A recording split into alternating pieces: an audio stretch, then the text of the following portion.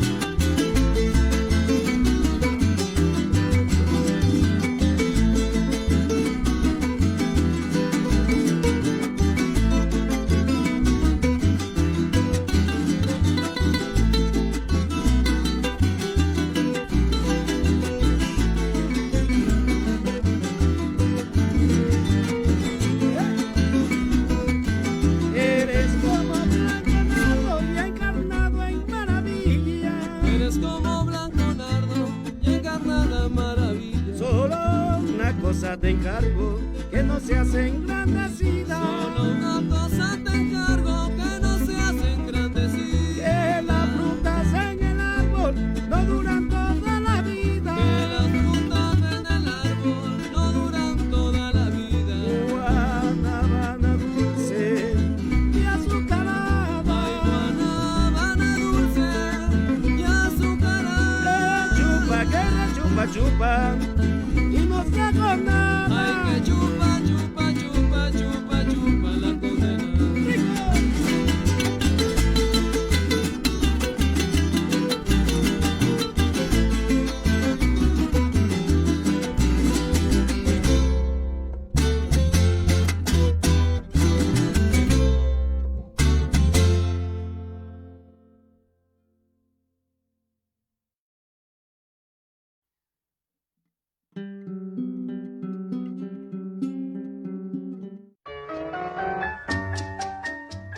Definido a través del tiempo como el principal custodio de la historia del pueblo veracruzano, el Archivo General del Estado de Veracruz es una institución que resguarda y preserva documentos que simbolizan la memoria histórica del Estado, además de sobresalir por su importante vocación de investigación y difusión de la cultura e historia veracruzana.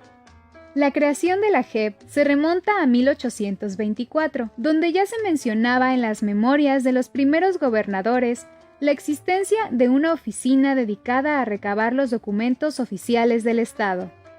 Actualmente es custodio y guardián de más de 10 kilómetros de documentación que dan testimonio a la memoria histórica de Veracruz. Para cumplir sus objetivos de organizar, administrar, preservar y difundir el patrimonio documental del Estado, el AGEP está conformado por 3 áreas fundamentales: las oficinas de archivo histórico, administrativo y gráfico. La Oficina de Archivo Histórico es la responsable de recibir, ordenar, clasificar, conservar y difundir la documentación archivística, bibliográfica y hemerográfica, que constituye la memoria histórica de la entidad veracruzana y se encuentra dividida en dos departamentos. El Departamento de Archivo Histórico resguarda documentación de 1870 a 1987, organizada en 15 fondos documentales. Los expedientes concentran información de diversos asuntos que fueron generados por las diferentes administraciones gubernamentales, así como documentación de algunos personajes relevantes de la historia, como Matías Romero, Teodoro A. Dehesa, Adalberto Tejeda, entre otros. El Departamento de Biblioteca-Hemeroteca alberga fuentes de consulta, entre libros, folletos, enciclopedias, publicaciones oficiales, periódicos de circulación nacional, estatal, regional y revistas de interés para la historia de México y de Veracruz. La Oficina de Archivo Administrativo es la encargada de promover la gestión documental y la administración de archivos de los sujetos obligados del Estado, a través de las asesorías, capacitaciones, validación de instrumentos y revisión de bajas documentales. Además, es responsable de administrar y resguardar los documentos que mantienen valores administrativos, legales, contables o fiscales. Hoy en día, resguarda expedientes del Fondo de la Comisión Agraria Mixta, del periodo 1914 a 1994, el cual se encuentra disponible para su consulta. La Oficina de Archivo Gráfico tiene la tarea de difundir, resguardar y restaurar los acervos fotográficos. Como parte de sus actividades de difusión, realiza exposiciones fotográficas y colaboraciones con dependencias e instituciones públicas y privadas, tales como la Universidad Veracruzana, Radio Televisión de Veracruz, Instituto Veracruzano de la Cultura, entre otras. En la actualidad, cuenta con 91 fondos fotográficos, en diversos soportes como negativos, postales, fotografías, diapositivas y clichés. Las imágenes resguardadas son piezas únicas de gran valor histórico y de amplio contenido temático, como actividades políticas, sociales y económicas del Estado, entre los que destaca el acervo de Joaquín Santamaría, con cerca de 40,000 fotografías de personajes y sucesos de la historia del puerto de Veracruz. El Archivo General del Estado abre sus espacios para exposiciones fotográficas y documentales, visitas guiadas, eventos de divulgación histórica, cultural y artística, con el fin de abonar al conocimiento de nuestra historia, fortalecer nuestra identidad y la construcción de una sociedad de paz. Visita el Archivo General del Estado y conoce la memoria histórica de un Veracruz que nos llena de orgullo.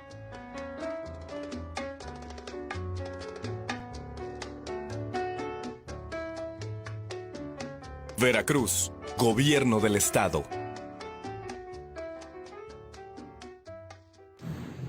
Buen día. Continuamos con el programa de difusión de investigaciones que han tenido como fuente el acervo que se resguarda en esta institución.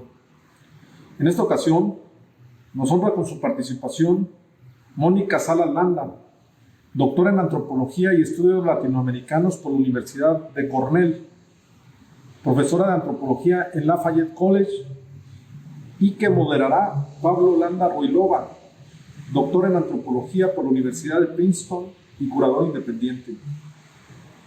México Progresa es el nombre de la conferencia a través de la cual se analiza una serie de documentos históricos relacionados con la modernización de Pemex en la zona norte del estado de Veracruz.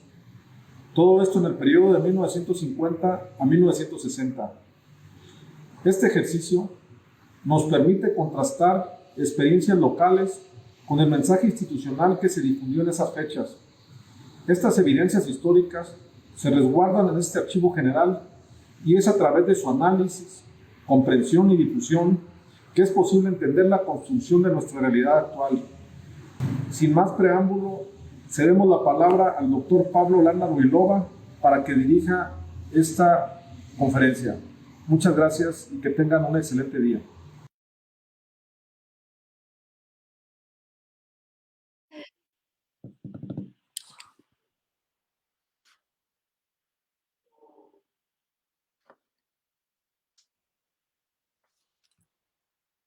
Yo ya empiezo a hablar, perfecto. Perdón. Pues bienvenidos y muchas gracias por conectarse el día de hoy para escuchar la plática que nos va a dar Mónica Salas Landa sobre su trabajo en torno a Pemex, Poza Rica y la construcción del Estado a través de sus símbolos. Mónica y yo hemos platicado mucho de el Estado mexicano en el siglo XX como un Estado constructor, como un Estado que construyó su poder, ahora sí, a través de la construcción, a través de formar estructuras que representaran al Estado y después reproducirlas a través de distintos medios y así pues manifestar como ideas de la historia del país como un país progresista después de la revolución principalmente. Entonces, pues mi papel ahora es como platicarles de manera muy general algunos rasgos de estos procesos mediante los cuales se estableció esta práctica de construir para representar al Estado.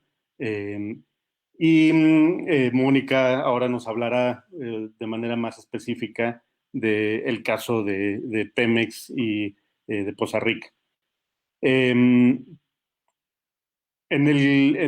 O sea, la historia de México como Estado constructor la podríamos llevar muy atrás, pero para este contexto creo que el momento clave es después de la Revolución, eh, sobre todo el gobierno de Álvaro Obregón, que empieza a construir escuelas primarias por todos lados, bueno, sobre todo en la Ciudad de México, pero con muchas escuelas, ¿no? Es la época de que se empieza a formar la SEP y entonces pues la manera en la que la SEP se convierte en una realidad de llegar a más personas es construir más y más escuelas, pero también las escuelas no solamente sirven para su función programática de recibir a los niños, sino también se convierten como maneras en las que el gobierno va marcando su presencia en distintos espacios, ¿no? Y siempre hablo siempre me gusta la idea de pensar en los colonizadores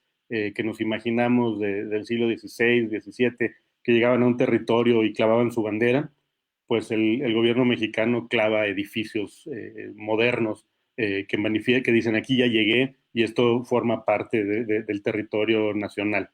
En ese momento, en el gobierno de Álvaro Obregón, hay una alianza, empieza a haber una alianza entre la estética moderna, de la arquitectura del movimiento moderno internacional y la política del Estado. Son los primeros edificios de corte moderno en el país en su diseño y empieza a haber una asociación muy fuerte entre este estilo, esta manera, esta estética y la presencia del Estado, ¿no? Entonces podemos imaginar de pronto una comunidad con casas de adobe, no sé, y de pronto una escuela de concreto, moderna, sin ornamento, que dice aquí la tradición ha sido suplantada por el Estado progresista que se manifiesta a través de un espacio construido. Entonces esta idea se inventa en el gobierno de Obregón. En el gobierno de Cárdenas, obviamente no hay nada de esto porque las estrategias son muy distintas. O sea, hay algo, pero no es la estrategia dominante de construcción del Estado. Pero el gobierno de Ávila Camacho regresa con muchísima fuerza a través de dos programas, que los dos son del año 44, que es el Programa Nacional de Construcción de Escuelas y el Programa Nacional de Construcción de Hospitales. Y ahora lo que hacen es mandar, así como el gobierno de Cárdenas había mandado a maestros rurales al campo a ser como los misioneros del Estado, el gobierno de Ávila Camacho manda arquitectos y empiezan a construir escuelas y hospitales en todo el país. Y estos programas pues, son los que después se convierten en el Comité Federal, el Comité Administrador de Escuelas, el CAPSE, no me acuerdo exactamente las siglas, lo que significan. Se pueden dar cuenta, si ven las escuelas públicas en el país, que todas son iguales, pues eso surge de esta época de llenar el Estado, el país, el territorio de escuelas para impartir la currícula oficial y para, pues, a través de la representación a través de los edificios y a través de la propia educación, de darle forma al país. Y llegamos al territorio al que vamos a hablar hoy con más profundidad, que es el de Miguel Alemán, que Miguel Alemán pues, era estaría como está en las páginas sociales de todos lados, ¿no? Ya dejan de ser generales y venidos de zonas de distintas partes del país que llegan a la Ciudad de México, los gobernantes, y llega el dandy Miguel Alemán con su carnet y con su pañuelo en el saco, ¿no? Y es un personaje que pues, le interesa mucho su representación a través de monumentos en la ciudad, y empieza a hacer obras mucho más masivas, como el Centro Urbano Presidente Alemán. Además les ponen su nombre a las obras en esta época, que es una locura. Imagínense que hacen un complejo de 1000 departamentos para burócratas, lo inaugura el presidente y tiene su nombre. Imagínense el ego del señor de ver el edificio más impresionante de la ciudad, dedicado a él, inaugurado por él mismo, pero se sigue con ese tipo de obras faraónicas. Y pasa una cosa interesante en este gobierno, que es que la industria se convierte pues en el rector del desarrollo económico del país, pero también la representación del país a través de la industria, ¿no? Entonces ahí es donde entra no solamente las escuelas, la vivienda, los hospitales, sino ahora también las fábricas como un símbolo del Estado y como una manera de expresar esta historia muy lineal de progreso, y quitarle todas las complejidades a partir de poner como unas imágenes de esta industria como algo en perfecto funcionamiento, en perfecta armonía con su entorno. Y ahorita Mónica nos va a platicar específicamente de algunos aspectos del caso de Poza Rica. Yo quiero nada más lanzar un ejemplo que igual después podemos comparar, que es de la misma época, que es Ciudad Sagún en Hidalgo. Esta es una ciudad nueva, una de las ciudades nuevas del siglo XX en México, construida en un llano donde no había nada y todavía hay muy poco.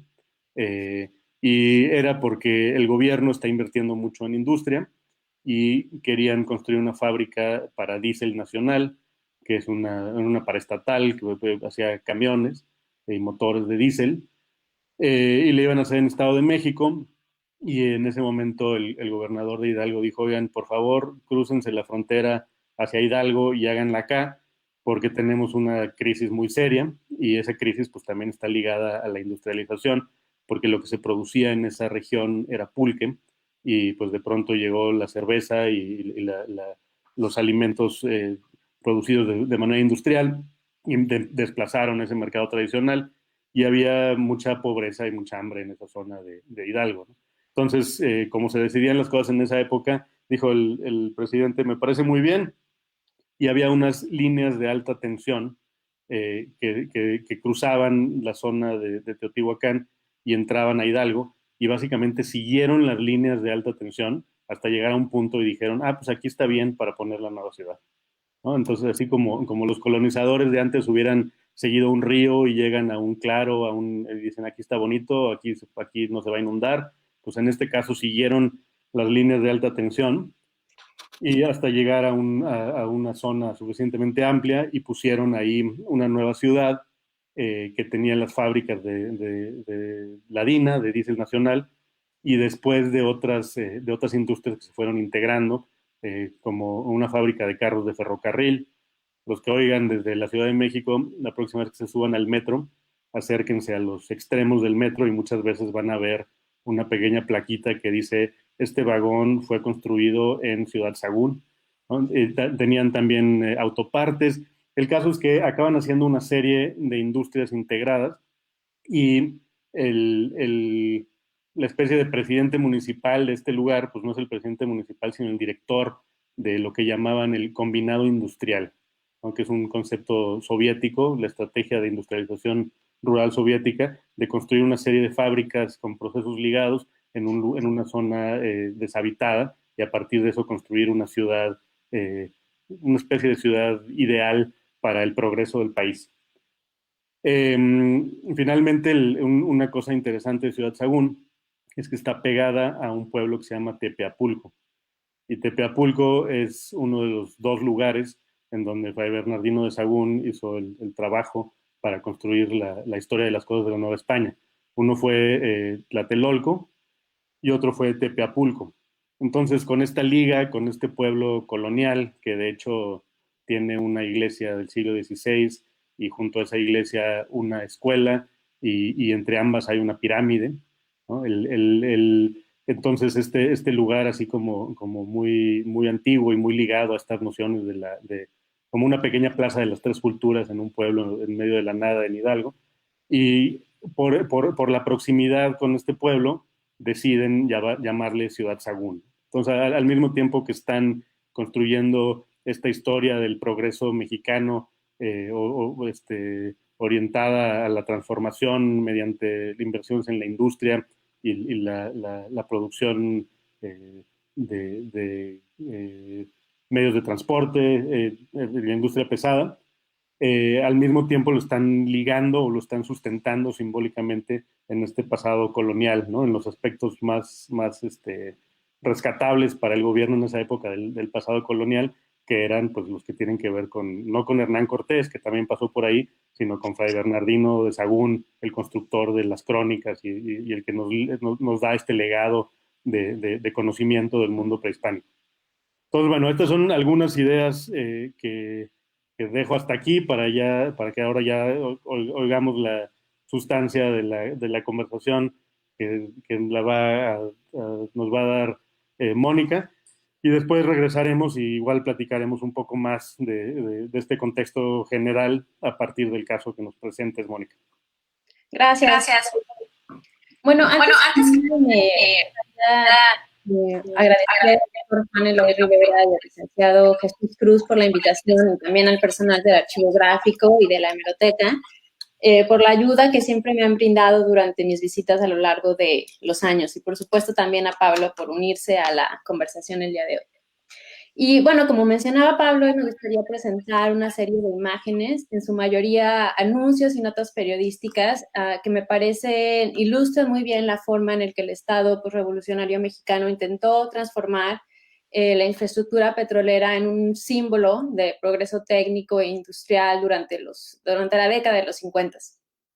Y bueno, el espectáculo nacionalista y tecnológico que se intentó fabricar a través de anuncios y titulares publicados en la prensa nacional se basó, sin embargo, no solo en un despliegue estratégico de imágenes de infraestructuras operacionales, seguras, modernas, mexicanas, como decía Pablo, sino también en el encubrimiento deliberado de sus fallas técnicas y sociales que los periódicos locales y regionales, sujetos a un menor control por parte del Estado, sí fueron capaces de documentar.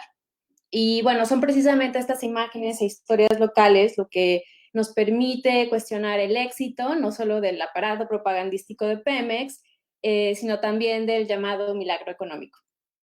Y bueno, antes de entrar de lleno a la discusión de estas imágenes que seleccioné de los años 50, me gustaría empezar con una imagen emblemática del presidente Cárdenas, tomada durante su visita a Poza Rica el 21 de junio de 1938. Esto es un día después de que Pemex comenzara formalmente a operar. Y bueno, en este momento era ya evidente para los trabajadores de la sección 30 del Sindicato de Trabajadores Petroleros de la República Mexicana, era ya, o sea, muy, muy evidente que la infraestructura petrolera recientemente expropiada no sería administrada por ellos mismos, sino por el Estado.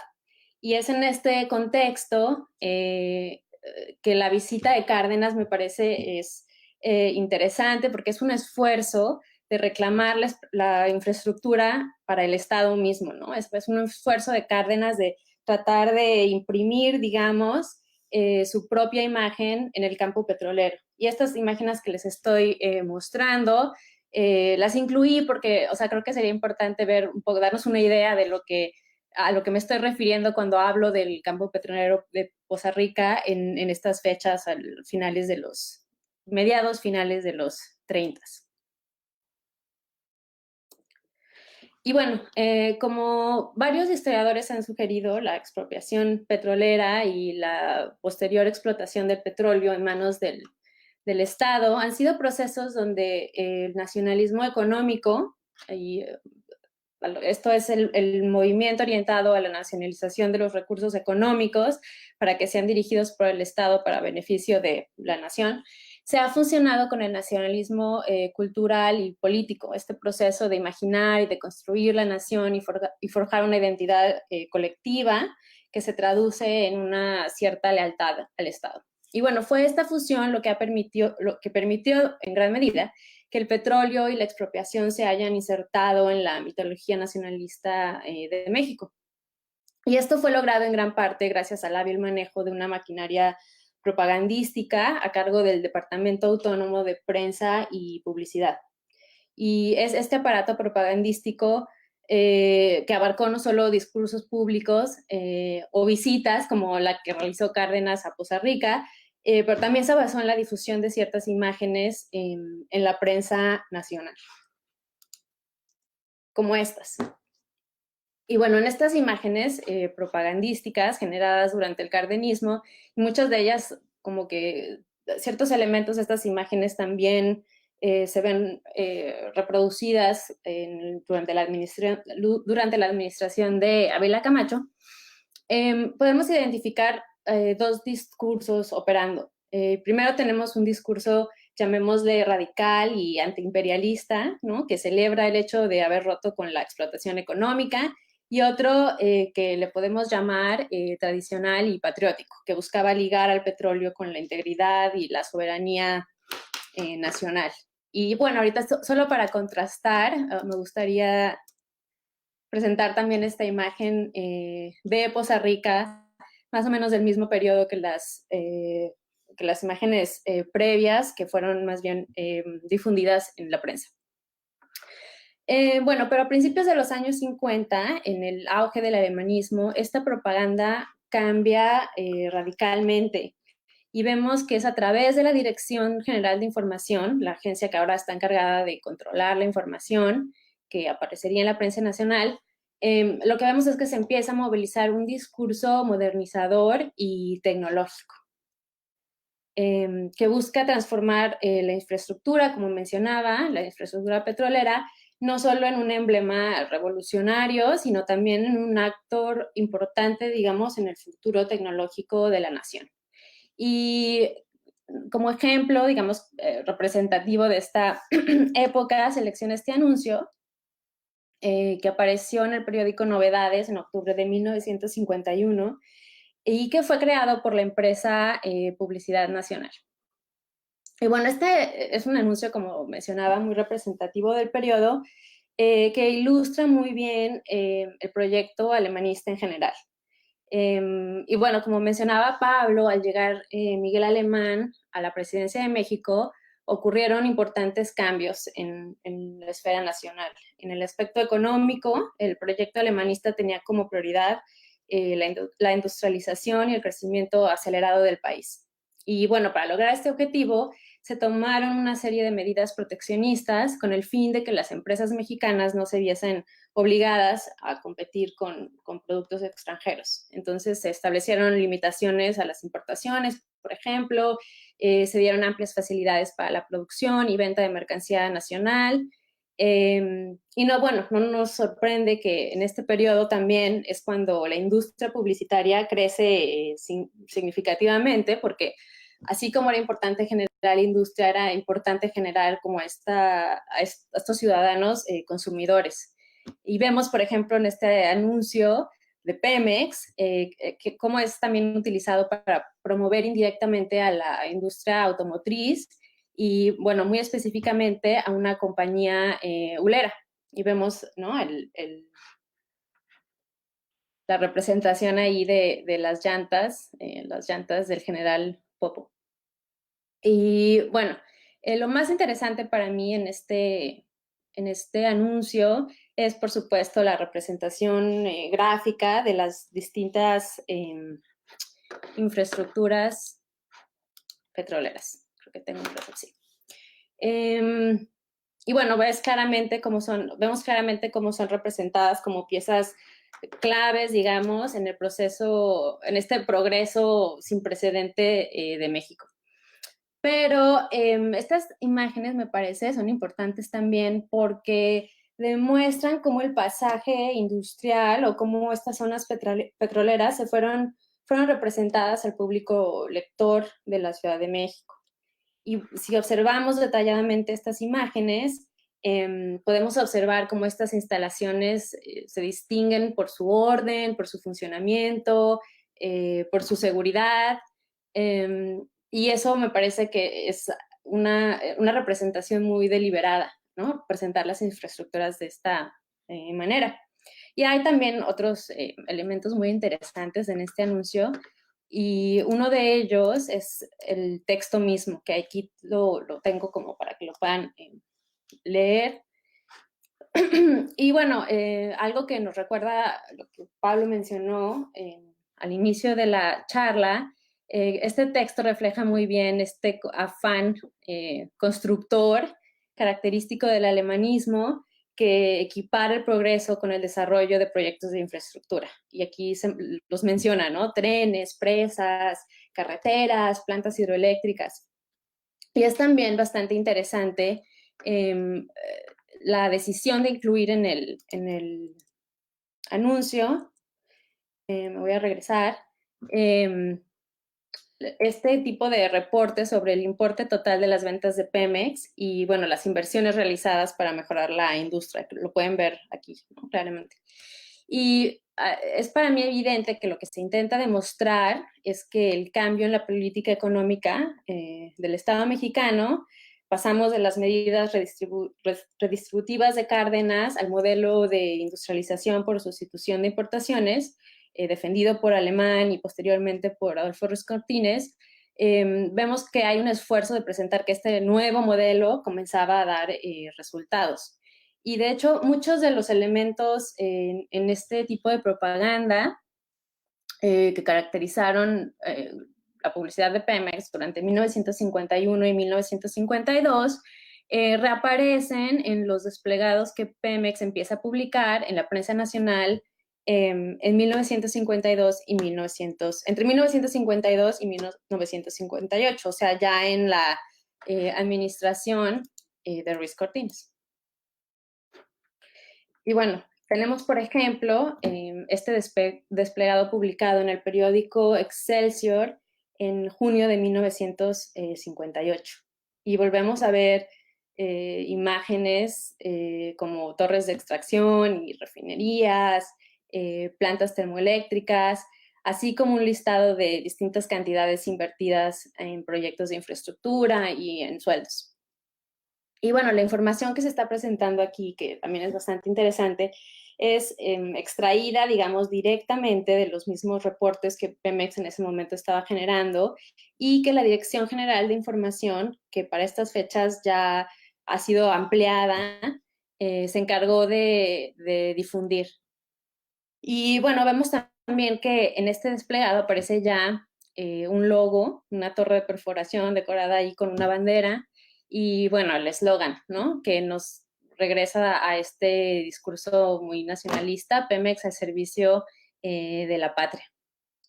Y bueno, para Antonio Bermúdez, que era el director de Pemex durante la administración de Alemán y de Ruiz Cortines, era importante demostrar, con la ayuda de este aparato propagandístico, que el vacío tecnológico al que Pemex se enfrentó desde su inicio y que afectó seriamente el rendimiento de la empresa durante los años 40, y me refiero específicamente a la falta de equipo de perforación, de camiones, de almacenamiento, de refacciones, falta de recursos como aditivos o reportes geológicos, la falta de personal técnico. Había este esfuerzo de transmitir o de demostrar que este vacío tecnológico ya había sido resuelto. Pero lo que se oculta deliberadamente en la propaganda de Pemex de los 50 es el hecho de que el aumento en la producción y la exploración petrolera de estos años fue posible gracias a la tecnología, al equipo y sobre todo al crédito proveniente del extranjero. Todo esto es algo que Bermúdez fue capaz de asegurar. Y bueno, esta dependencia con el exterior para crear un desarrollo hacia adentro es una de las contradicciones más evidentes del proyecto alemanista. Y bueno, de hecho, fue a través de contratos, algunos de riesgo, firmados con compañías estadounidenses, que varias zonas productivas en el norte y en el sur del país fueron reactivadas. Fue también por medio de estos contratos que varias instalaciones de almacenamiento fueron construidas y que las actividades de exploración fueron reiniciadas. Por ejemplo, entre 1941 y 1947, Pemex contaba con 31 pozos de exploración. Ya para 1952, el número había incrementado a 237, es un incremento significativo. Pero de estos 237 pozos, 110 fueron desarrollados por contratistas extranjeros. Y algo muy similar también ocurrió con los pozos de desarrollo. Aunque el aumento en este tipo de pozos fue también significativo, en 1946 Pemex, me parece, contaba con 159 pozos, mientras que en 1952 existían 556. La mitad de estos fueron explotados por contratistas. Y bueno, diversas empresas extranjeras también jugaron un papel importante en el diseño, en la operación y en la remodelación de refinerías y en la ampliación de la red de ductos que permitió que el crudo de Poza Rica llegara a las refinerías de Azcapotzalco, de Salamanca y finalmente que también llegara al norte del país. Y bueno, por si esto no fuera suficiente, Pemex importaba la mitad de sus suministros como ductos o compresoras, así como una cantidad importante de crudo, gasolina, queroseno, diésel y lubricantes, debido a que Pemex aún no era capaz de cumplir con la demanda doméstica de petróleo y de derivados. Pero no fue solo esta dependencia tecnológica y crediticia lo que el aparato propagandístico de Pemex trató de simular.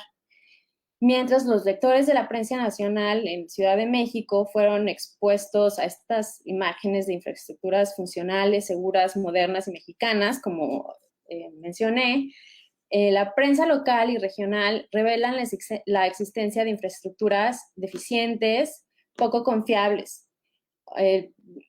Los temas de fugas, de intoxicaciones, de incendios, nada de modernidad, nada de progreso, son temas que aparecen regularmente en los diarios y en los periódicos de la región, de Poza Rica, Tuxpan, Papantla, Veracruz y Jalapa. Y bueno, las condiciones laborales en los campos petroleros y la recurrencia de accidentes fueron temas que en los años 20, por ejemplo, lograron atraer la atención de la prensa nacional.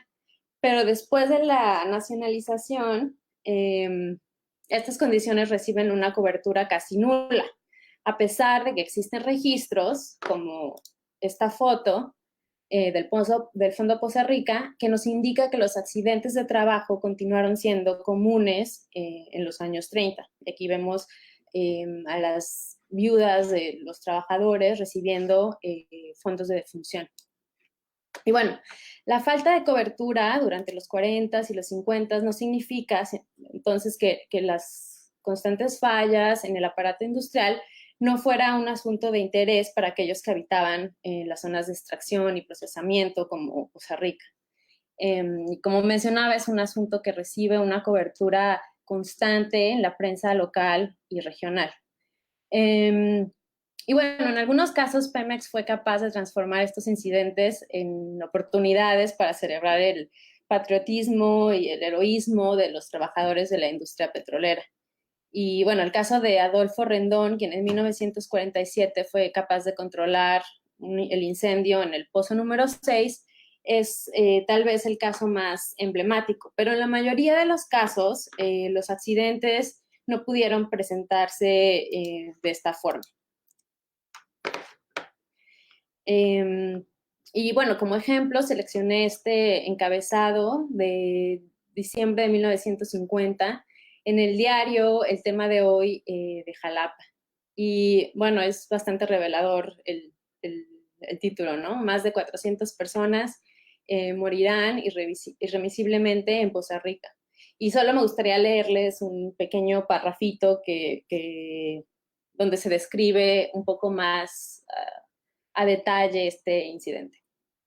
Y bueno, dice, informes que recibimos procedentes de Poza Rica dan a saber que hay más de 400 personas atacadas de los pulmones por la aspiración del gas que en días pasados escapó, como oportunamente dimos cuenta, de las tuberías de escape de los pozos petroleros cercanos a Poza Rica. Tendrán que morir irremisiblemente a consecuencia del mortífero veneno. Y bueno, no hay nada, digamos, especial en este encabezado. O sea, son muchos encabezados de este tipo los que se están publicando constantemente. Lo que me quiero referir es que esta no fue solo un accidente que pasó desapercibido, un accidente único, no, al contrario, o sea, cuando uno revisa la prensa de esta época, vemos que es algo constante, cotidiano. Y bueno, también nos damos cuenta que no solo las fallas técnicas de la industria son descritas por los habitantes de la región, también lo que se discute mucho son las fallas sociales. Y bueno, en este ensayo, no lo puedo presentar aquí, pero tienen al menos el título de este. Es un ensayo por Carlos de Negri, que apareció en La Voz de Poza Rica en junio de 1958. Y bueno, es un artículo de opinión, digamos, y aquí de Negri lamenta el hecho de que los campos agrícolas en la región hubiesen sido devastados por lo que él llama el ansia del petróleo, y al que define como un atractivo que quema pueblos. Y bueno, la conclusión del ensayo es también bastante reveladora. Escribe de Negri, Poza Rica, donde solo los agiotistas han prosperado, es una estampa de un México pesadamente agobiado por uno de los aparatos comerciales más engorrosos que nación alguna tenga en su seno. Y bueno, el contraste entre este tipo de descripciones con la propaganda que Pemex está difundiendo en la prensa nacional es bastante obvia. Y bueno, quiero aquí como tomar en serio esta denuncia, digamos, que hace de Negri acerca de estos agiotistas que han prosperado en la zona petrolera de Poza Rica, para hablar un poco del agiotista más infame, que fue el ingeniero Jaime Merino, que fue el superintendente de Pemex en Poza Rica. Y Merino es una figura interesante porque representa, por un lado, a una generación de técnicos altamente preparados, estudió ingeniería en la Universidad de California, que llegan al poder con Miguel Alemán. Y bueno, por el otro lado, también Merino, esta figura, representa el caciquismo industrial de mediados de siglo. Y bueno, estos caciques ejercían un poder informal, personalista, arbitrario, a cambio de ejercer este control y de movilizar su clientela política durante procesos electorales. Estas figuras estaban autorizadas a extraer beneficios económicos de las regiones bajo su control. Y bueno, en el caso de Merino, a cambio de prevenir la creación de sindicatos independientes que pudieran desafiar la estructura corporativista del PRI, el Estado le dio la posibilidad de controlar no solo la infraestructura petrolera, sino el desarrollo urbano de la ciudad. Y recordemos que Poza Rica pasó de ser de un campo que empleaba a menos de 200 trabajadores en 1932 a un municipio con aproximadamente 50,000 residentes en 1951.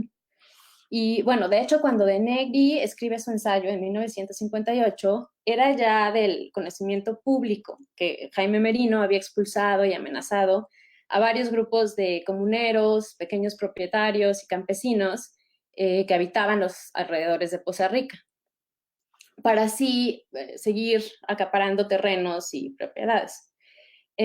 Tanto Bermúdez como Ruiz Cortines recibieron reportes y peticiones alertándolos sobre las acciones del superintendente, y pidiendo su intervención, pero ni el gobierno federal ni la administración de Pemex tomaron cartas en el asunto. En parte porque, como mencioné, el control que Merino podía ejercer sobre los trabajadores petroleros dependía hasta cierto punto de su habilidad de controlar la infraestructura de Poza Rica, ¿no? Desde los servicios de alumbrado, hasta el agua, la vivienda. Pero, sin embargo, fueron estos mismos trabajadores quienes, al exponer los atropellos y la corrupción y el autoritarismo de Merino en la prensa nacional, a través de cartas abiertas, contribuyeron a la caída de esta figura. Y de hecho, una vez asumida la presidencia en diciembre de 1958, Adolfo López Mateos utilizó el aparato propagandístico de Pemex para justificar el fin del reinado de Jaime Merino. Y bueno, a principios de 1959, el periódico Novedades publica una serie de 13 artículos criticando los abusos de los líderes petroleros como Merino. Y bueno, el autor de estos artículos, curiosamente, fue una persona que se llama Antonio Vargas, cuya firma de relaciones públicas tenía un contrato con Pemex. Y bueno, eventualmente el Estado mexicano armó un caso contra Merino basado en acusaciones de enriquecimiento ilícito y fraude. Pero a pesar de la cobertura mediática, y aquí tengo un encabezado de La Voz de Poza Rica, donde vemos a López Mateos como establecer esa distancia entre su administración y Jaime Merino. Bueno, a pesar de que Merino se hizo este juicio en su contra, Merino fue absuelto eventualmente y el caso, de hecho, fue abandonado. Mientras, en Poza Rica, la presencia de Merino aún podía ser percibida en las diversas infraestructuras, obviamente, que desarrolló y que controló, ¿no? En los parques, en los campos deportivos, las escuelas, así como en las distintas infraestructuras petroleras, obviamente, que continuaron siendo celebradas. Y bueno, basta ver, por ejemplo, estas imágenes, estas postales producidas por la empresa México Fotográfico. Tengo varias de ellas. Ay, faltó una más. No, sí, aquí están dos. Sí. Que son, me parece, muy reveladoras, ¿no? Vemos aquí la infraestructura como está siendo, pues, celebrada. Y bueno, siento que tal vez quienes enviaron y recibieron o coleccionaron estas imágenes de Poza Rica, imágenes, como decía, que claramente celebran el aspecto industrial y modernista de la ciudad, pudieron pasar por alto, al menos momentáneamente, las fallas técnicas y sociales de la industria para admirar así su espectacularidad. Y bueno, creo que tal vez es un buen momento ahorita para pararle y tal vez empezar la conversación, ¿no? Contigo, Pablo. Pues buenísimo, Mónica. Yo tengo como 20,000 cosas que decir porque es muchísimo material y está súper interesante todo lo que nos platicas.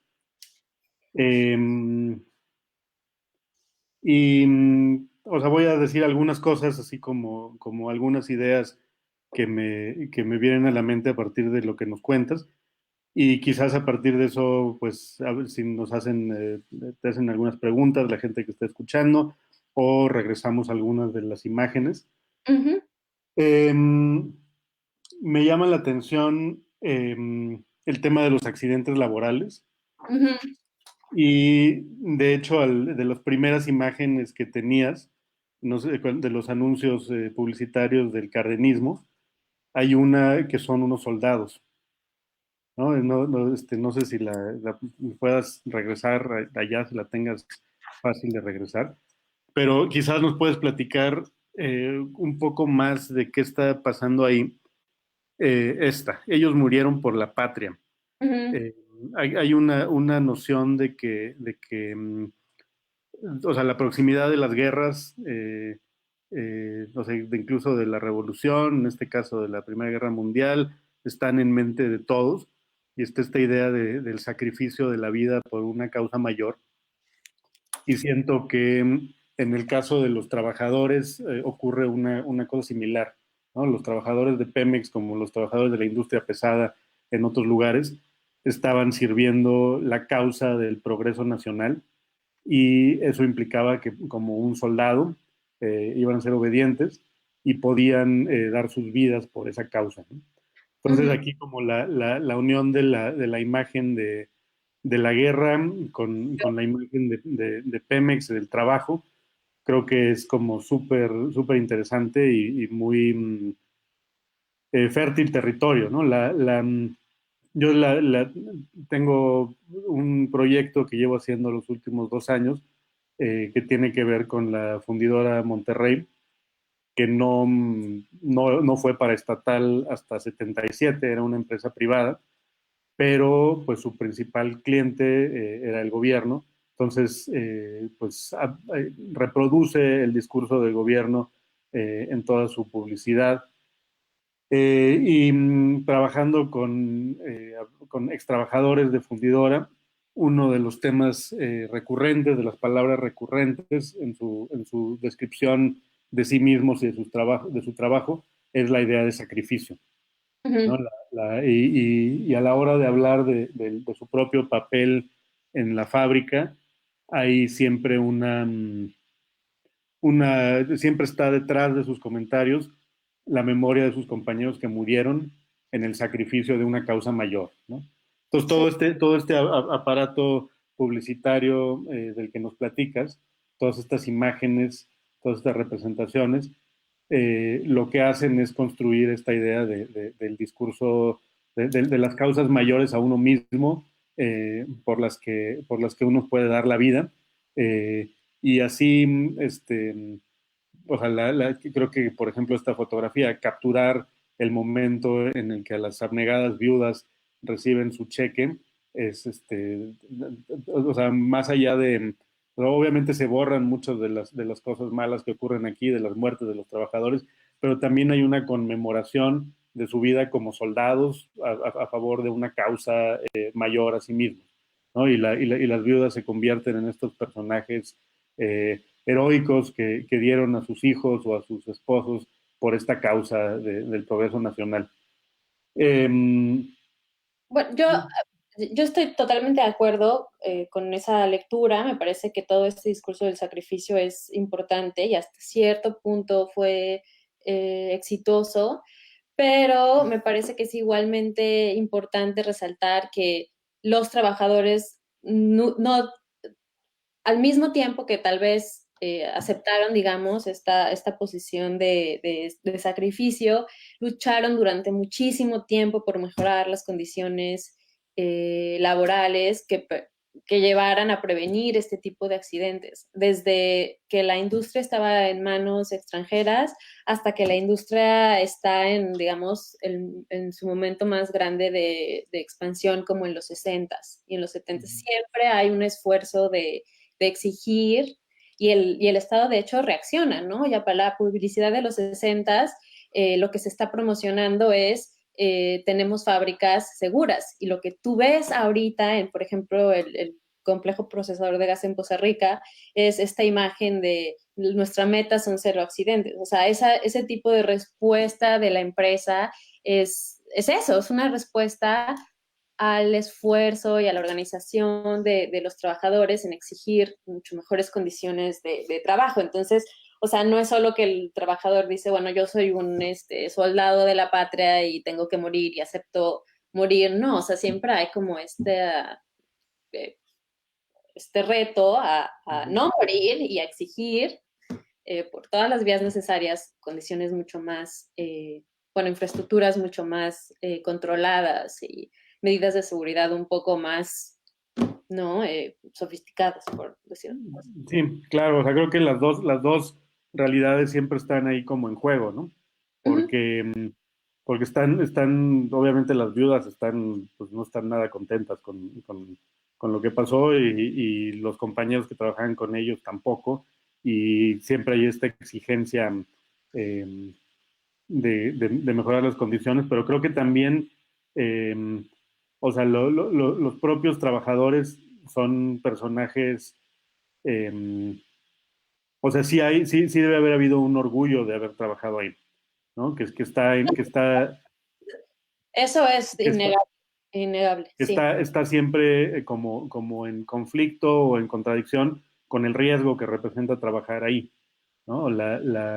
Y con esta exigencia de mejores condiciones, pero al mismo tiempo el recibir muy contento las mejores condiciones de vida que implicaba ser un empleado de Pemex, ¿no? Sí. Entonces creo que, o sea, hablabas de las contradicciones del alemanismo, como este nacionalismo desbordado, que se vale de inversión extranjera y de tecnología extranjera. Creo que aquí tenemos como otra de las grandes contradicciones del proceso de industrialización del país, ¿no?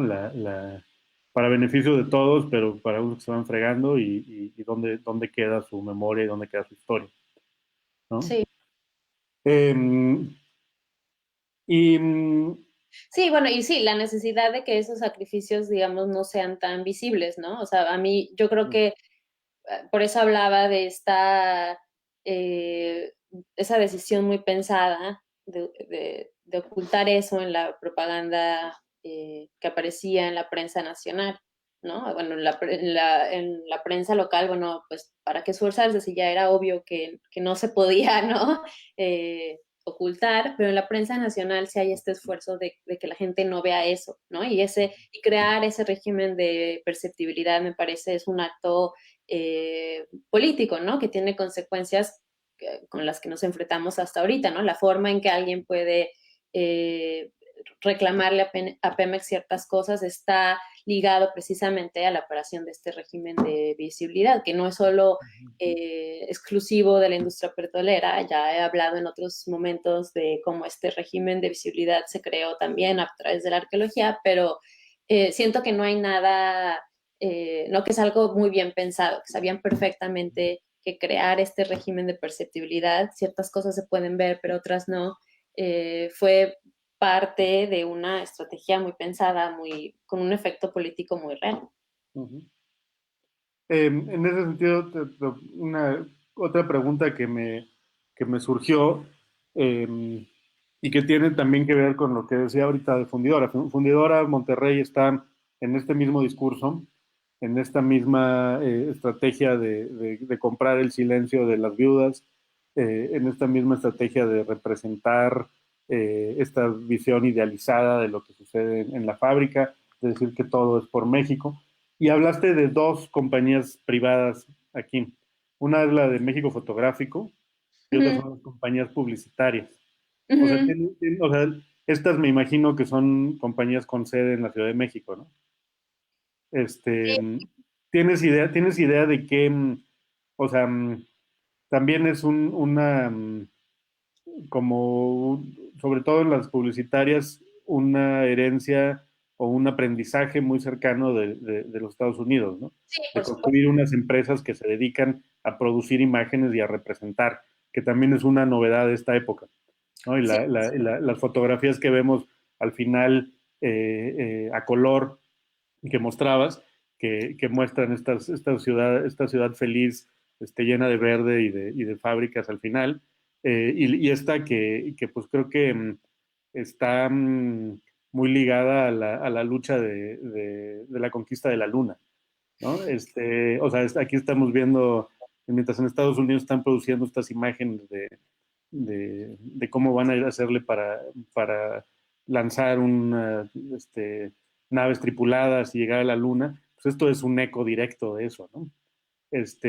¿Tienes idea de cómo o sea, estas compañías, qué papel juegan, qué vínculos tienen con el gobierno, cómo trabajan para producir este tipo de imágenes? No tengo mucha información acerca de las compañías, así específicamente de México Fotográfico y de la Compañía Nacional de Publicidad, pero lo que sí te puedo decir es que tienes razón. Al ligarlas directamente con el alemanismo, es en ese momento una réplica así de lo que está pasando en Estados Unidos, de tomar en serio a la industria de la publicidad. Vaya, coincide perfectamente con el alemanismo, precisamente como comentaba, porque tenía como crear consumidores y crear industrias son caras de la misma moneda, ¿no? Era tan importante para Alemán desarrollar, industrializar al país, como crear este tipo de ciudadanos que supieran consumir, que consumieran, que quisieran consumir, etcétera. Entonces la publicidad era como clave para generar a un público consumidor. Y lo que es muy interesante es que en la década siguiente, en los 60s y los 70s, lo que vemos es que la publicidad ahora no tan solo se utiliza para vender un producto, sino se utiliza para vender al Estado. Entonces ya empezamos a ver cómo todas las técnicas de publicidad se transforman para crear, ¿no?, una imagen muy específica del Estado mexicano, de una administración en particular, etcétera. Entonces, ¿no?, tiene como un segundo momento, pero en este particular, en la década de los 50, lo que sí vemos es que hay simplemente un interés de crear a un público consumidor. Y en el caso de México Fotográfico, de hecho creo que el fundador de México Fotográfico fue un veracruzano, de hecho, y con una historia que viene desde antes del alemanismo, ¿no?, de crear estas postales históricas de México. Pero las imágenes que producen los 60 sí, de Poza Rica sí me parecen particularmente interesantes porque previamente las imágenes que México Fotográfico produce son del pueblito aquí, de imágenes rurales, pristinas, del campo, de no sitios arqueológicos, o sea, como que un México mucho más rural, ¿no? Un México industrial. Entonces, me encantan estas imágenes porque hay realmente un cambio en cómo se debe de entender México, cómo se ve México y celebrar, digamos, la industrialización que estaba pasando en esa época, ¿no? Y un esfuerzo clarísimo de ver esta industria que, bueno, si tú las comparas con las primeras imágenes que mostré de lo que es el campo, que reflejan muy bien el aspecto como más duro, ¿no?, de lo que es trabajar ahí, ves a los trabajadores cansados, ¿no?, todos haciendo un trabajo muy fuerte, o sea, ves que para los 60 hay un esfuerzo de hacer estas infraestructuras y mostrar el campo Poza Rica como una cosa linda, ¿no?, hermosa, estéticamente, ¿no?, entrañable, si quieres. Y bueno, por eso fue que las escogí. Ahí, o sea, es que creo que todas estas imágenes y lo que platicas de ellas hablan de o sea, yo cuando lo que platicaba al inicio es de la representación del Estado a través de edificios, ¿no? Como la materialización de la presencia del Estado. Y lo que sucede con estas imágenes y con el análisis que nos estás haciendo de la publicidad es que lo llevamos al territorio de la representación gráfica. Ahora no es ya tanto el edificio, ya no es la escuela, ya no es la fábrica, sino ahora es la representación de estas fábricas lo que construye esta idea de progreso y de nación. Uh-huh. Y creo que ahí el papel tanto de la fotografía, ¿no?, porque al principio veíamos estas imágenes con ilustraciones y de pronto se convierten en foto, que hay como otra relación con la realidad en ese cambio, y más con la foto a color, aunque sean coloreadas como esta. Sí. Esta como presunción de representación de la realidad. Y ahora, pues los tanques esféricos de Poza Rica ya no solo representan al Estado mexicano para los habitantes de Poza Rica y lo manifiestan en el espacio, sino también para los que van a recibir estas postales en todo el país.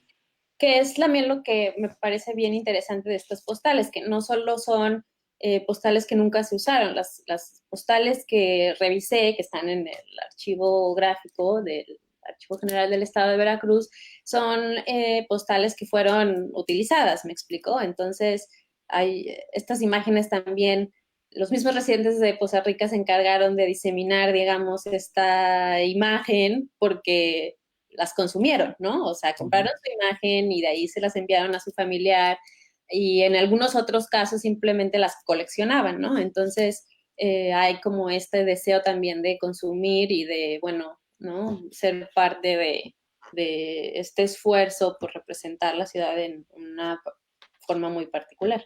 Y una vez más entran aquí los sujetos complejos, ¿no? O sea, por un lado están los trabajadores muy enojados por las condiciones de seguridad, por todo lo que pueda representar el vivir bajo un cacicazgo de este tipo, y al mismo tiempo está el orgullo de formar parte de esta historia, ¿no? O sea, sí hay como un sentimiento o sea, una posibilidad, y esto es lo interesante cuando como tú empiezas a entrar a profundidad en estos materiales, al mismo tiempo que estoy orgulloso y que participo en la construcción de esta imagen, estoy exigiendo que sea algo más, ¿no? Estoy exigiendo que sea más justa, o que sea más segura, o que sea más, menos autoritaria, pero manteniendo esta idea del orgullo de participación en esta historia de progreso, ¿no? Que Sí. representan las imágenes. Sí, lo que nos regresa a la pregunta, o bueno, algunos de los postulados que hice yo al principio, ¿no? ¿Hasta qué punto entonces este esfuerzo de fabricar este nacionalismo tecnológico fue exitoso, ¿no? O sea, mi primera lectura es que no lo fue, precisamente porque la gente local en Poza Rica siempre trató como de retar esa representación de la infraestructura petrolera, pero también al mismo tiempo vemos que termina hasta cierto punto consumiendo esa o ese imaginario de su ciudad. Entonces, sí, es complejo.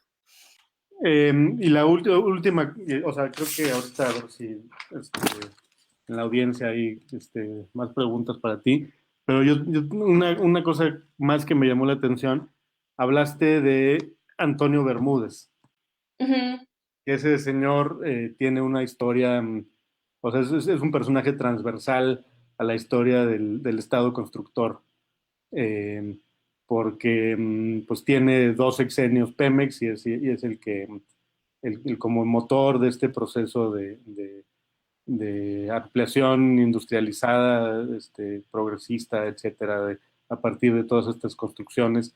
Y después en el sexenio de Díaz Ordaz, no sé si en el de López Mateos o en el Díaz Ordaz, estoy pensando, es el director el creador del Programa Nacional Fronterizo. Entonces, de lo que se trataba este programa era de construir infraestructura en las ciudades de frontera. Cuando acaba el programa Bracero, regresan muchísimos mexicanos a frontera, y pues muchos no regresan a Veracruz o a Michoacán o a Guerrero, sino que deciden quedarse en frontera, y las ciudades fronterizas son un desastre, ¿no? Y tienen toda esta imagen súper decadente. Y Bermúdez inventa un programa de transformarlas mediante pues, ordenamiento, zonificación, etcétera, pero también de construcciones de infraestructuras que representaran a México, ¿no? Entonces es la época en la que se hacen los museos de Juárez, de Tijuana. Es como una estrategia de construir infraestructuras que transformaran la imagen de esas ciudades, y a la vez que afianzaran su carácter como parte de una comunidad nacional, ¿no? Entonces es cuando se llena de pirámides falsas en Ciudad Juárez, y de representaciones de cosas mayas en Tijuana, porque es como tomar todo este simbolismo del Estado nacional construido décadas atrás, y llevarlo hasta allá, ¿no? Entonces, bueno, creo que esto nos liga, o sea, nos permite como poner todo lo que nos estás platicando de nuevo en esta línea de tiempo del Estado constructor, desde los años 30 hasta los años 70. Sí, no, sí, tienes razón, o sea, Bermúdez es un personaje clave, y lo que yo he encontrado, lo que me ha parecido muy interesante al tratar de entender este nacionalismo tecnológico es cómo usualmente entendemos la época de la modernidad, del milagro económico, todas estas administraciones de Alemana, Díaz Ordaz, como muy homogéneas, ¿no? Es como, bueno, se seguía este modelo y punto, pero es interesante ver cómo cada figura que en este caso dirigió Pemex tiene su propio concepto de que, ¿no? De cómo acercarnos más a esa industrialización o esa modernidad, y figuras que están en Pemex después se mueven, como tú decías, a otras esferas y llevan su proyecto a otras instituciones, a otras empresas, y es realmente no quiero decir relajo, pero es un periodo, complica, digamos, nuestro entendimiento del periodo, yo creo, porque no es tan homogéneo como usualmente se presenta, ¿no? Así como que, bueno, hay desarrollo estabilizador y tenemos, ¿no? La industrialización y todo esto, y es lo mismo y no. O sea, ahí tenemos estos personajes con una fuerza, digamos, dentro del Estado que empiezan a llevar, digamos, ciertas industrias, ciertos proyectos a diferentes lados y que compiten, ¿no? Entre sí. Pero bueno, sí es interesante la pregunta o la atención a Bermúdez. Jesús, no sé si haya preguntas de la gente que está viéndonos en Facebook, eh, o nos seguimos.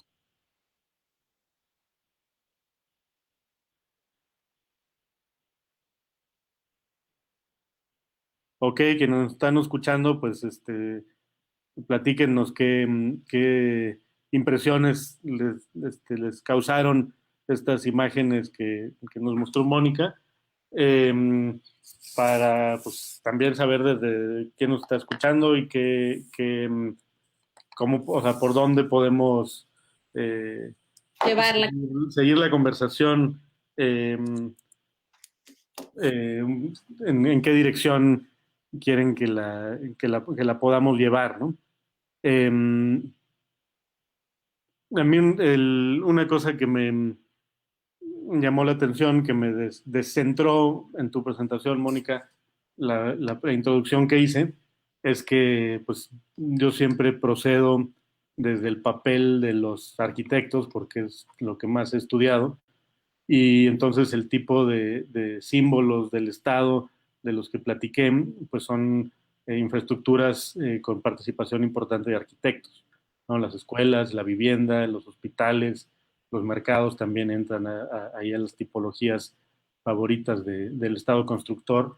Y hablábamos del alemanismo, como la industria se convierte también en símbolo.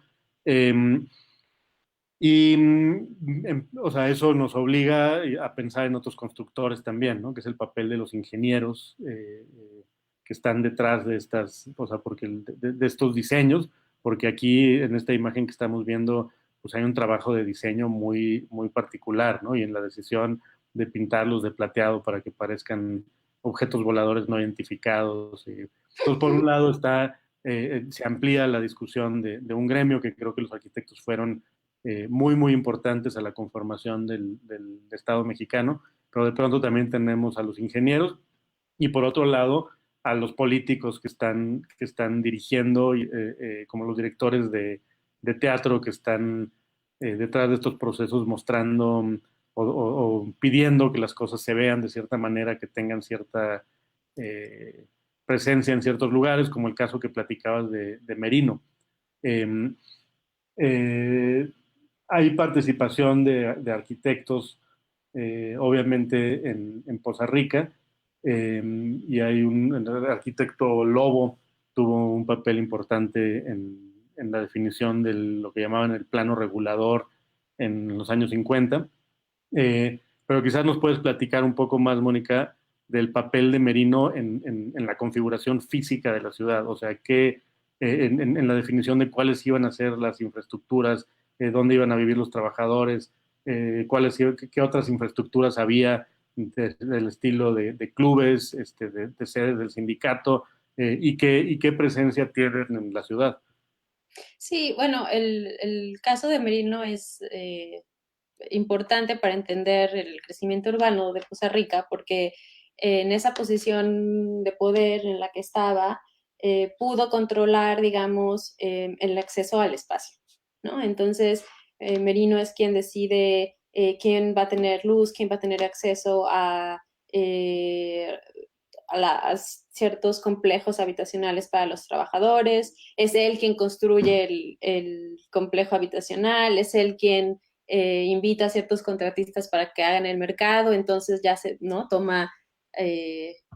Tiene ciertos privilegios, digamos, desde su posición de poder. Entonces, básicamente es quien controla, tal vez no el plano regulador, como tú decías, pero es quien controla quién es la persona que va a hacer ese plano regulador realidad y quién va a tener acceso a los servicios que se están desarrollando. Entonces, en ese sentido, pues me parece que su papel es fundamental. Y bueno, un poco regresando a tu punto sobre los ingenieros y bueno, las infraestructuras, las infraestructuras petroleras que aparecen en muchas de mis fotografías, es interesante porque la mayoría de estas infraestructuras fueron heredadas, ¿no? de la época donde la industria estaba a cargo de las empresas extranjeras, ¿no? Entonces tenemos volviendo al tema de la publicidad, hay un esfuerzo de presentarlas como infraestructuras mexicanas, pero la realidad es que la mayoría fueron cosas que heredamos y no empezamos, digamos, a construir, diseñar nuestras propias infraestructuras un poco hasta los 60s, cuando empieza a haber este interés, de hecho, bajo Díaz Ordaz, de apoyar a los científicos, ¿no? A los geólogos, se crea el Instituto Mexicano del Petróleo, se diseñan estrategias para extraer, etcétera, etcétera, ¿no? Pero antes, casi todas estas infraestructuras, como mencioné, fueron el resultado de tecnología, diseño y etcétera, extranjero. Pero al mismo tiempo, también me gustaría mencionar que sobre todo en la década de los 40, cuando ¿no? apenas están negociando créditos o financiamiento para poder, digamos, reactivar la industria petrolera, los constructores, los ingenieros, el agente tecnológico son los trabajadores mismos, ¿no? O sea, fueron los trabajadores los que llevaron la industria por los primeros 10 años después de la nacionalización, tratando de inventar partes, tratando de improvisar. Vaya, también demuestran un cierto, ¿no? Son ellos los que están construyendo, son ellos los que están diseñando, son ellos los que están inventando. Entonces, no, por mucho que yo disfruto, no sé, analizar y entender el papel de los expertos, también a veces como que caemos, nos vamos muy al lado de solo pensar que son ellos los que pueden, ¿no? Innovar y transformar y construir, cuando realmente también es, ¿no? En este caso, los trabajadores quienes están llevando a cabo estas ¿no? actividades. Hay varias como tensiones aquí de los expertos y los trabajadores. Hablabas de los trabajadores también como gestores de la planta y después el cacicazgo impuesto y el autoritarismo. Para empezar, ¿no? O sea, Merino era un ingeniero, además. Hay esta tensión entre trabajadores expertos o entre los gestores locales y la imposición autoritaria del centro. O sea, hay un discurso de lo local, o sea, de Veracruz, de Poza Rica, contra la centralización del Estado mexicano. O sea, también se manifiesta en ese nivel la conversación. ¿O no? O sea, lo que voy es que si los trabajadores, en la primera foto que mostrabas, que los trabajadores están muy enojados y llega Cárdenas a decir, pues sí, el petróleo es nacional, pero también es mío, ¿no? El petróleo es... El petróleo es nacional, entonces no sé ustedes. Exacto, el petróleo es nacional, entonces es del gobierno, ¿no? Entonces yo soy aquí el mero jefe, ¿no? No es esta liberación de simplemente el control extranjero, sino también un nuevo control que también viene de fuera, ¿no? O sea, que viene de la capital. Sí. Entonces, o sea, lo pregunto una vez más pensando en el caso de Fundidora Monterrey, que es el que conozco muy bien, que siempre está esta tensión entre el poder del Estado centralizado y las formas de poder y de autoridad locales, y la estrategia discursiva que construye la fundidora, sobre todo a partir de los años 50, es adoptar el discurso nacionalista de lleno, pero meterle ahí como un poquito de jiribilla, y empiezan a presentar en su publicidad mapas de México, pero centralizados en Monterrey, ¿no? O sea, a fin de cuentas se mantiene esta idea del Estado progresista, se mantiene esta idea de nación unida por la infraestructura, unida por las vías de tren producidas en Fundidora, pero su centro no es la capital, sino es el lugar donde se están produciendo los insumos para la construcción del país, ¿no? Entonces, no entran en conflicto porque adoptan el mismo discurso del gobierno, pero simplemente hay como un pequeño ataque muy velado de decir, ustedes hacen la grilla y nosotros trabajamos, ¿no? Ustedes hacen todas estas ideas de discursos y de peleas por el poder y no sé qué, mientras nosotros somos los que realmente tenemos el poder porque estamos haciendo el acero. Entonces no sé si hay en el caso de Poza Rica y de Veracruz, haya como algún conflicto con la centralización tan agresiva de esta época. Es que para mí ese mito, o sea, la centralización termina también siendo un mito, o sea, porque mucho lo que crea casi casos como el de Merino es precisamente la fragilidad, digamos, del Estado. O sea, el Estado no puede estar poniendo control ni siquiera en Veracruz, ¿no? O sea, necesita como de estas figuras que hagan y ejerzan ese control que el Estado, el centro del país, no puede ejercer, ¿no? Entonces, como que sí hay este proyecto, digamos, nacionalista que viene del centro del país, etcétera. Hay un proyecto, digamos, nacional, pero vaya, el mito de que el PRI tenía este control absoluto, pues tampoco es así. O sea, siempre necesitaba de estos intermediarios para, ¿no?, ejercer ese control, porque él mismo, ¿no?, el Estado en sí no lo tenía. Entonces, por eso es que existen este tipo de personajes como Merino, por eso toleran la existencia de estos cacicazgos, precisamente porque el Estado es frágil, ¿no? Entonces, o sea, yo creo que sí hay esa tensión, como tú dices, entre el proyecto local y el proyecto, digamos, del centro del país. Y lo que es muy interesante también es que hay un cambio ya en la siguiente década, en los 60s, donde la publicidad de Pemex trata, digamos, de incorporar, de llegarle, digamos, ya no solo al pueblo o al público lector de la Ciudad de México, pero al costarricense también, ¿no? Entonces hay como un cambio en la propaganda de Pemex que ya va dirigida a los habitantes de Poza Rica, y es como esta invitación a verse, a entender su rol ¿no?, en la historia más grande nacional. Entonces me parece que eso también es un síntoma, digamos, de la necesidad que tiene el centro del país de mantener siempre como controlados, digamos, estas zonas que no lo están, ¿no? O sea,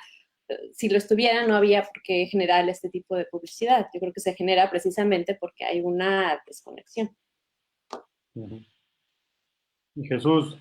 Una pregunta. Tenemos algunas preguntas. Tenemos pregunta de Rosalba Campos, que nos pregunta de qué manera benefició el ingeniero Merino a la población. No sé si nos puedas contestar, Mónica. Pues bueno, mucho del desarrollo urbano de Poza Rica, digamos, se le atribuye a la figura de Merino, ¿no? Porque al tener esa relación, digamos, directa con el centro del país, también permitiría o permitió el flujo de recursos.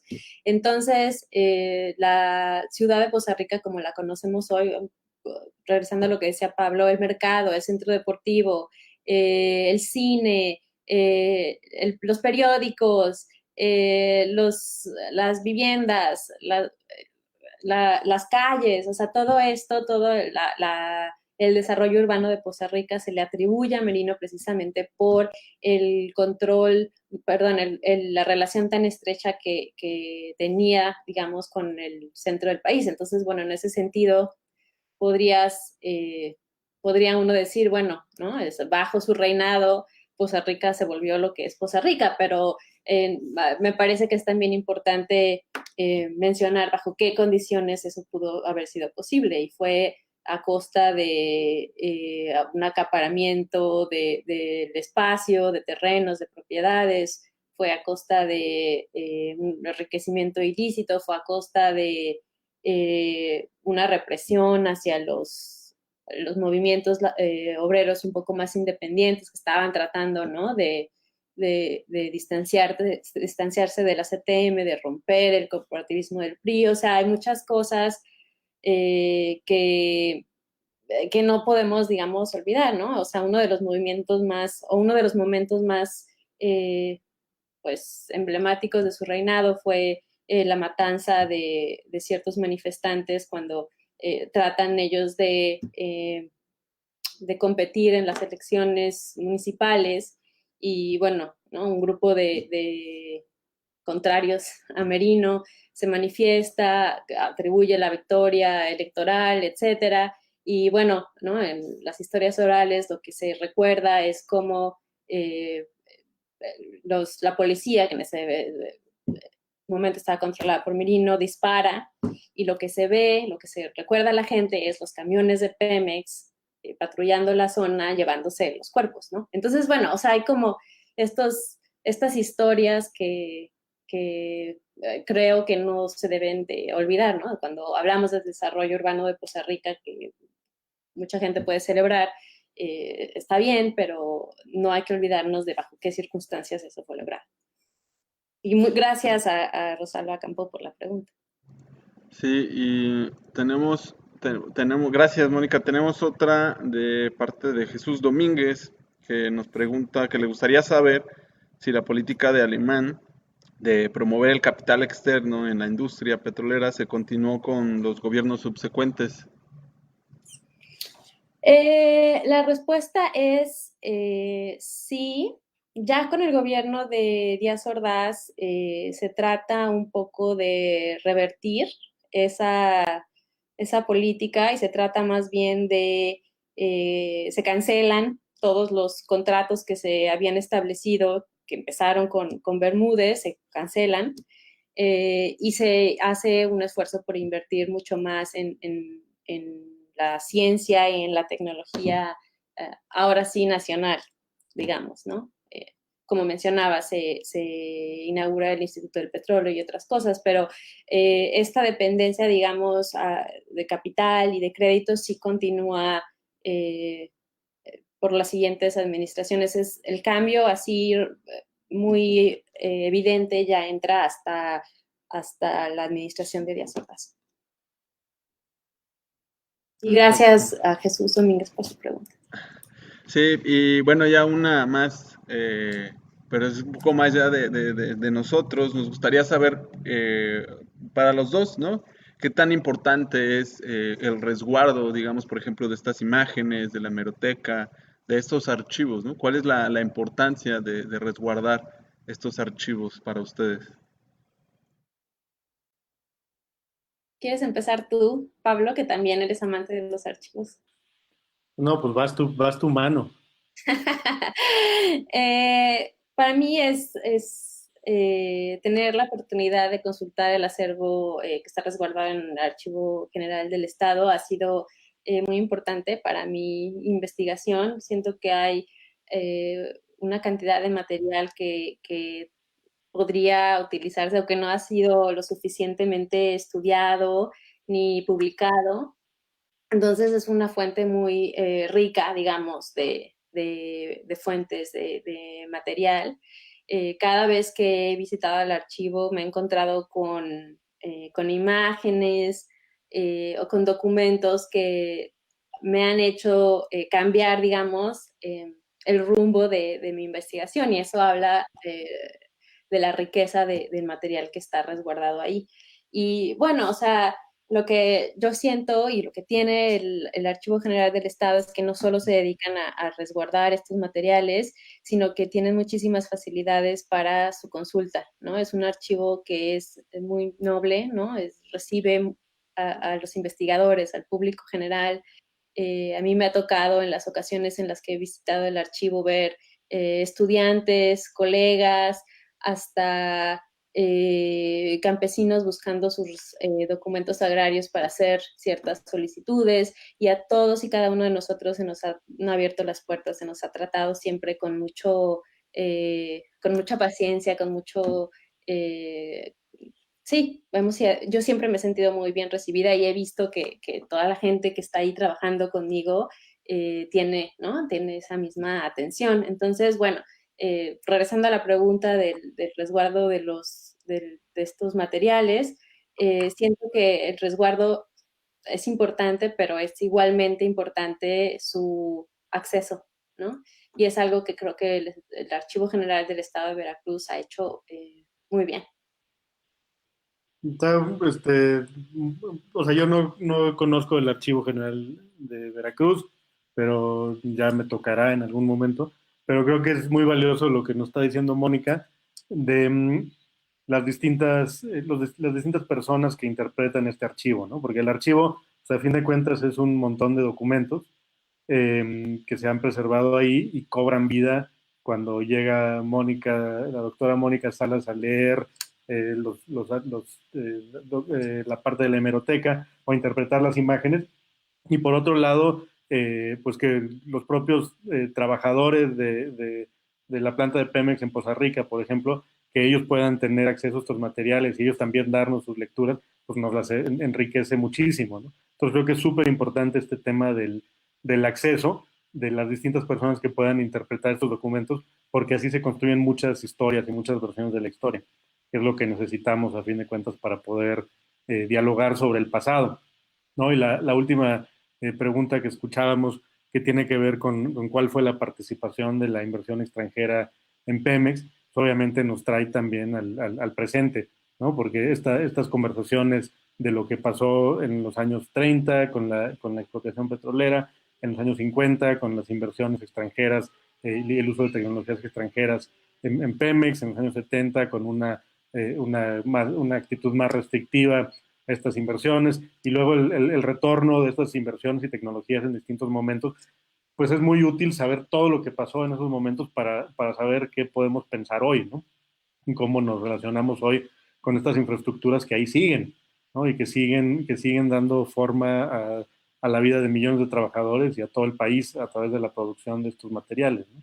Entonces, bueno, creo que es súper útil que existan estos materiales y que puedan ser interpretados por muchas personas para animar, dar elementos para la discusión del presente. Sí, sí, yo creo que eso es lo que dice Pablo es clave, ¿no? Yo creo que todos estos documentos nos ayudan a entender, a fin de cuentas, el presente, ¿no? Que tenemos enfrente de nosotros, y específicamente en el asunto del petróleo, yo creo que vale la pena tal vez salir un poco eh, de esta discusión patrimonialista donde usualmente vemos el petróleo como, ¿no? Esta fuente de orgullo nacional, y bueno, está bien que entendamos el proceso histórico que llevó a la expropiación de la industria, ¿cierto? Pero creo que también es importante dar una lectura distinta, y en este caso creo que lo que yo estoy tratando de hacer es también ver cómo ese nacionalismo refleja muchas cosas, pero al mismo tiempo no oscurece otras. Entonces, yo creo que una conversación un poco menos centrada en patrimonio, y darle más acerca de qué es lo que este proyecto ha dejado, ciudades donde se ha llevado a cabo, ¿no? El poder discutir acerca de la industria petrolera tiene que empezar una vez que conocemos muy bien la realidad que ya décadas ha dejado en regiones muy específicas. Y bueno, lo digo porque sabemos, ahí es nueva doctor, fan extractivista, y bueno, sería importante realmente tener una conversación, creo, muy honesta acerca de los residuos que ya nos han dejado, porque no es todo lindos, ¿no? O exitosos. En fin. No sé, Jesús, ahí si también, no sé si quieras, pero nos puedes tú decir, trabajando en el archivo y están conviviendo con estos documentos, con estos materiales, ¿qué te revela que los trabajen distintas personas y que cuenten las historias como nos acaba de contar Mónica? No, pues para nosotros siempre es un gusto tener la participación de investigadores como ustedes, ¿no? Le platicaba a Mónica que por lo que tratamos es eso, de incluirlos a ustedes y más que nada también que difundan y que nos ayuden a difundir los acervos que aquí se tienen, ¿no? Es vasto el acervo que se tiene y se necesita de todas estas interpretaciones, de todo este tiempo de investigación, pues para que salga a la luz, ¿no? A la luz pública, toda esta reinterpretación de la historia que siempre pues, nos hace ver la realidad de una forma tal vez más completa, ¿no? Desde varios puntos de vista. Y pues eso es lo rico que se puede uno encontrar en cada uno de los documentos, ¿no? Me sorprende mucho como decían, ¿no? A través de cómo ver estas imágenes, cómo ver estos periódicos que tal vez pudieran pasar desapercibidos para muchos. Si los juntan, se genera todo pues toda una historia, ¿no? Entonces es muy rico esto.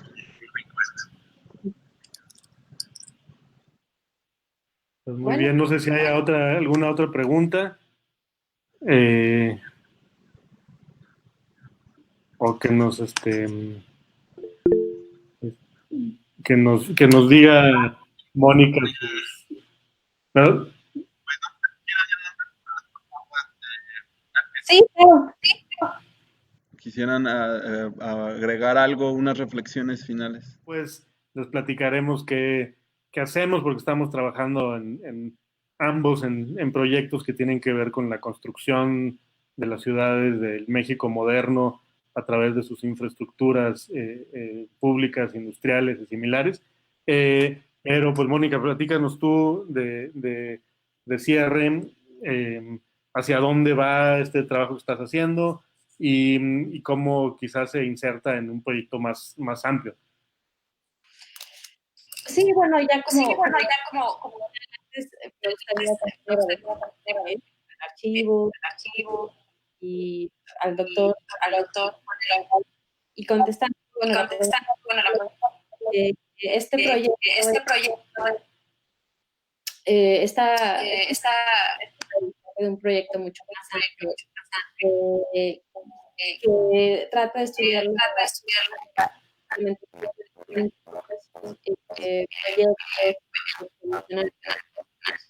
y lo que me interesa es cómo cada uno creó de perceptibilidad tuvo un impacto, digamos, en la esfera política de la región. Entonces, bueno, en este caso de la petrolera, lo que me interesa es ver cómo el Estado, al crear este nacionalismo tecnológico, presentó ciertas cosas y al mismo tiempo dejó fuera de esa propaganda otras. Creo que lo que yo estoy tratando de hacer es estudiar el efecto político de ese régimen de flexibilidad, y no solo se lo mencioné con la industria, el nacionalismo petrolero, pero también en otros proyectos como la construcción de la monumentalidad, con el caso de Tajín, o con la creación